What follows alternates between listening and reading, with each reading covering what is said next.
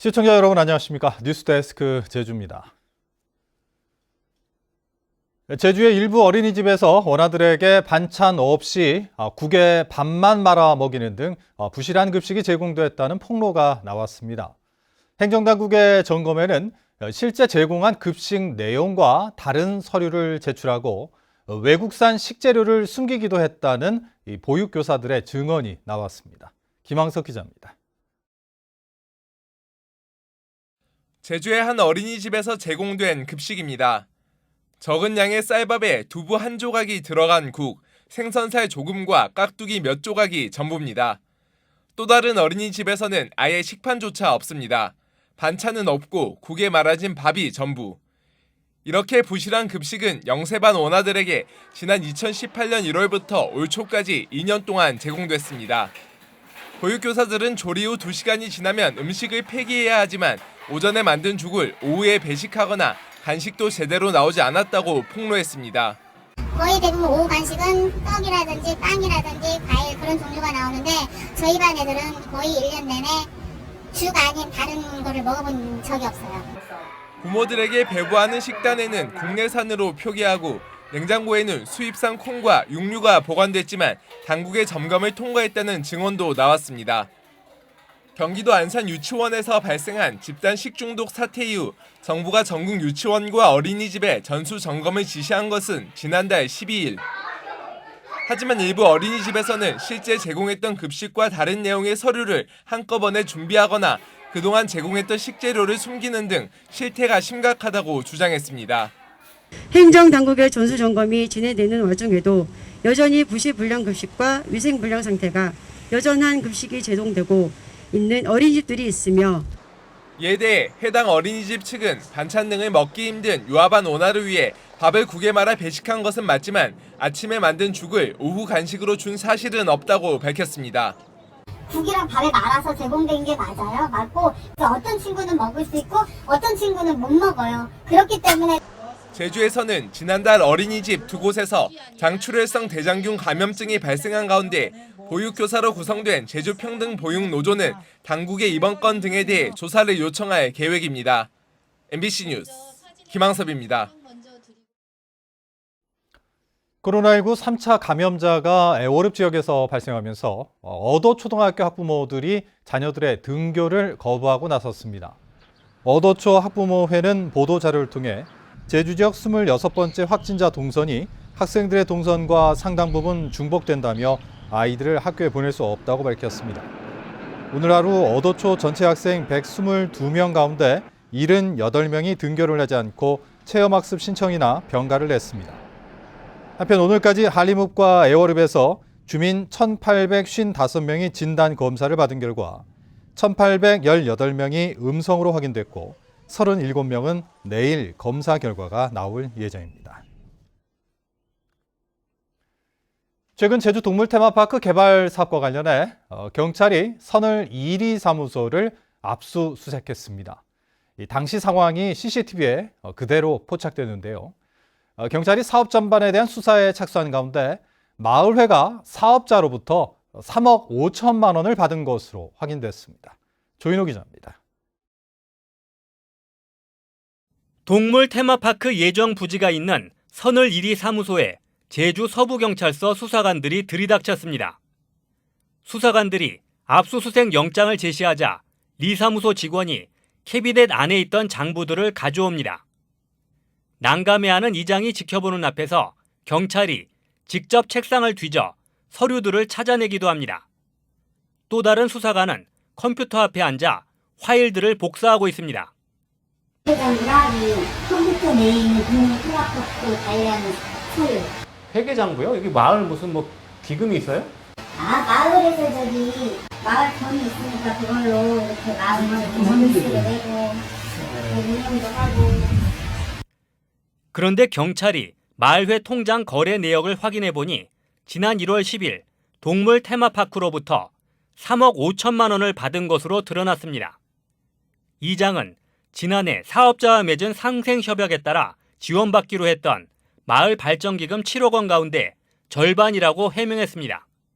체결했으니까 반은 보내고 완료시 반 보내라. 당신들은 말로만 해놓고 뭐 실행이 없지 않냐. 실행을 해라.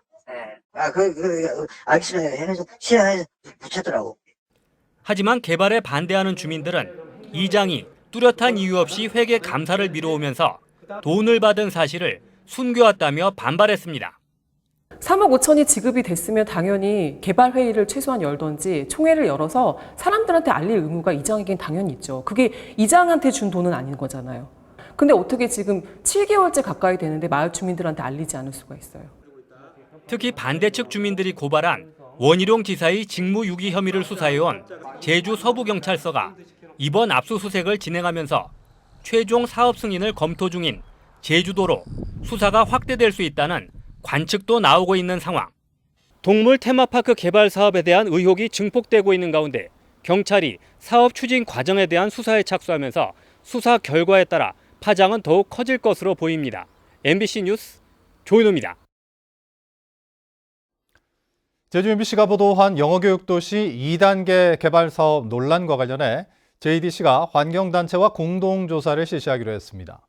JDC는 환경단체가 주장한 사업부진의 생태계 1, 2등급 식물 서식 확인에 대해 공동조사를 협의 중이며 협의가 완료되는 대로 추진하겠다고 밝혔습니다. 한편 전교조 제주지부와 제주주민자치연대도 공동 성명을 내고 현재 국제학교 4곳이 학생 수 부족과 만성 부채, 성추행 사건 등 문제가 잇따르고 있다며 영리대학 설립과 국제학교 추가 유치를 내용으로 하는 영어교육도시 2단계 사업을 철회하라고 요구했습니다. 제주도의회 임시회 예산결산특별위원회에서 진행된 코로나 추경안 심사에서 코로나 이후 시대에 대비한 비전이 없다는 질타가 쏟아졌습니다. 세출 구조 조정에만 집중하다 보니 정작 필요한 변화는 반영하지 못했다는 겁니다. 박성동 기자입니다. 도의회 임시회 예결위 1차 회의. 시작부터 이번 추경이 코로나 시대 변화에 대응하지 못한다는 비판이 쏟아졌습니다. 정부가 코로나19 위기 극복을 위해 지역주도형 뉴딜 정책을 발표하고 114조 원 투자를 약속했지만 제주도가 정부에 요청한 국비는 카본프리 아일랜드 2030 사업 관련 예산 2천억 원뿐. 위원들은 예산이 부족해 강력한 세출 구조 조정을 한다는 제주도의 코로나 대응 계획과 준비가 얼마나 부실한지 보여주는 반증이라고 지적했습니다.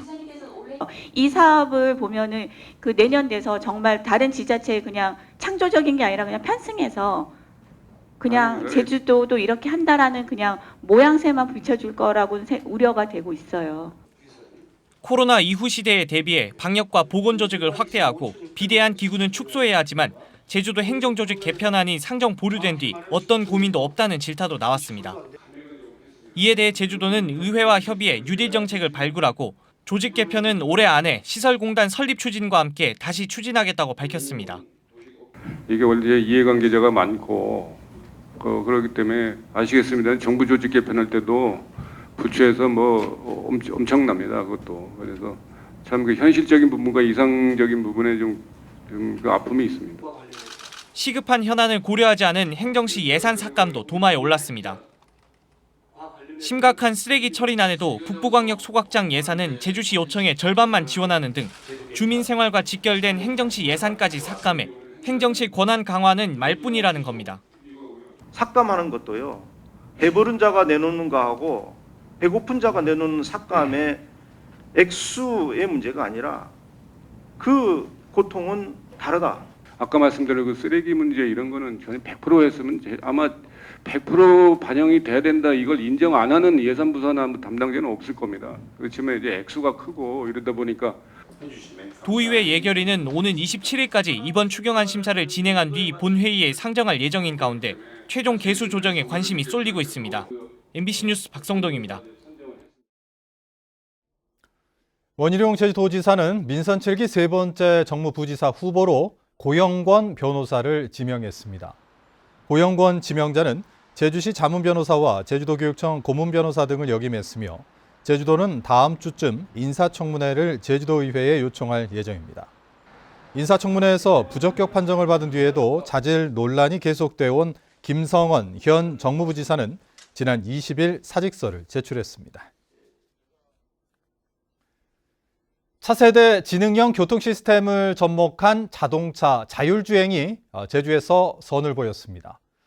전기차 시범 도시에 이어 교통정보를 활용한 자율협력주행까지 제주가 자동차 혁신기술의 장으로 주목받고 있습니다. 이소형 기자입니다. 도로를 달리는 승용차. 하지만 운전자는 운전대를 잡지 않고 있습니다. 길 안내에 따라 자동으로 방향 지시등이 작동하고 운전대가 방향을 틉니다. 속도와 거리 등 차로를 자동으로 제어하며 달리는 자율주행 차량입니다. 차량 윗뿐만 아니라 앞뒤 범퍼에 설치된 센서들을 통해 이 주변 상황을 인식하고 이 실시간 교통 상황 정보를 받아 차선 변경과 안전거리 등을 스스로 제어할 수 있습니다. 자율주행차와 신호등, CCTV에 설치된 차세대 지능형 교통체계 CITS를 활용한 차량과 차량, 차량과 인프라 사이 통신을 통해 자율주행하는 방식. 스스로 잔여 시간을 인지해 효율적인 속도 제어도 가능합니다. 복잡한 도심도로부터 시작해서 고속화도로, 해안도로, 산간도로 등 굉장히 다양한 교통 환경을 가지고 있고 날씨도 굉장히 다양한 날씨를 같은 시간에도 위치에 따라서 다르게 가지고 있기 때문에 굉장히 다양한 환경을 압축적으로 테스트해서 볼 수 있다는 점에서도 굉장히 큰 의미가 있다고 생각합니다. 자율주행 시연에 앞서 도내 렌터카 2,000대에 CITS 정보를 제공한 결과 운전자의 83%가 감속과 차선 변경 등에 안전하다고 답했습니다. 2018년부터 제주도와 차세대 지능형 교통체계 실증 사업을 추진하고 있는 국토교통부는 2014년까지 자율주행 핵심 인프라를 주요 도로에 갖추고 자율주행 실증을 제주도 전역으로 확대할 계획입니다. 서비스와 연계할 수 있는 구간들을 저희가 구축을 해놨습니다. 그래서 이 구간을 통해서 좀 다양한 자율주행 기반의 서비스 모델들을 좀 확장해 나갈 계획이고요. 앞으로 CITS를 확산하는 걸 이제 저희 한국판 유지 사업에서도 진행할 예정인데요. 이를 통해서 일자리 창출 또한 코로나 극복에도 좀 지원이 될 수 있도록 이렇게 준비하고자 합니다. 전기차 시범 도시에 이어 제주가 차세대 지능형 교통체계와 접목한 자율주행 기술까지 선보이며 미래차 기술 시험 무대로 주목받고 있습니다. MBC 뉴스 이소연입니다. 중국발 저염 분수가 제주 서쪽 150km 부근 해상까지 유입된 것으로 확인됐습니다. 국립수산과학원은 지난 17일 수신된 천리안 위성 영상을 분석한 결과 제주도 서쪽 150km 해역에 30 PSU 이하의 저염 분수가 관측됐다고 밝혔습니다. 수산과학원은 저염 분수의 유입 가능성이 높아진 만큼 동중국해 북부와 제주 연안 해역에 수산과학 조사선 2척을 투입해 현장 정밀 조사를 벌이기로 했습니다. 저염 분수는 어패류 폐사를 일으키며 제주에서는 1996년 60억 원의 피해가 발생했습니다. 멸종 위기종인 바다거북 사체가 제주 해상에서 잇따라 발견됐습니다. 어제 오후 2시 20분쯤 제주시 외도 이동 해안에서 멸종 위기종인 푸른바다 거북 사체가 발견됐습니다. 발견된 푸른바다 거북은 길이 65cm, 폭 35cm로 죽은 지 열흘 정도 지난 것으로 보이는데 불법 포획 흔적은 발견되지 않았습니다. 어제 제주시 한림읍 귀덕리 해상에서도 멸종 위기종인 매부리 바다거북 사체가 정치망 그물에 걸린 채 발견됐습니다. 광주고등법원 제주 제1형사부는 제주 신화역사공원 카지노 확장 이전을 돕는 대가로 자녀의 취업을 청탁한 혐의로 기소된 제주도청 전현직 공무원 2명의 항소심에서 이들이 허가에 특별한 영향력이 없어 직무상 대가도 인정되지 않는다며 원심과 같이 무죄를 선고했습니다. 다만 수사를 방해하기 위해 평가표를 조작한 혐의로 기소된 람정 제주개발 간부 50살 이모 씨에게는 벌금 700만 원을 선고했습니다. 미래통합당 제주도당 위원장에 장성철 제주시 갑 당협위원장이 선출됐습니다. 미래통합당은 도당 운영위원회를 열고 단독 응모한 장성철 당협위원장의 선출을 의결했다고 밝혔습니다. 장신임 도당위원장은 제주도 정책기획관 출신으로 바른미래당 제주도당 위원장을 지내다 미래통합당으로 당적을 옮기고 지난 4월 국회의원 선거 제주시 갑선거구에 출마했습니다. 이상으로 뉴스데스크 제주를 마칩니다. 시청해주신 여러분 고맙습니다.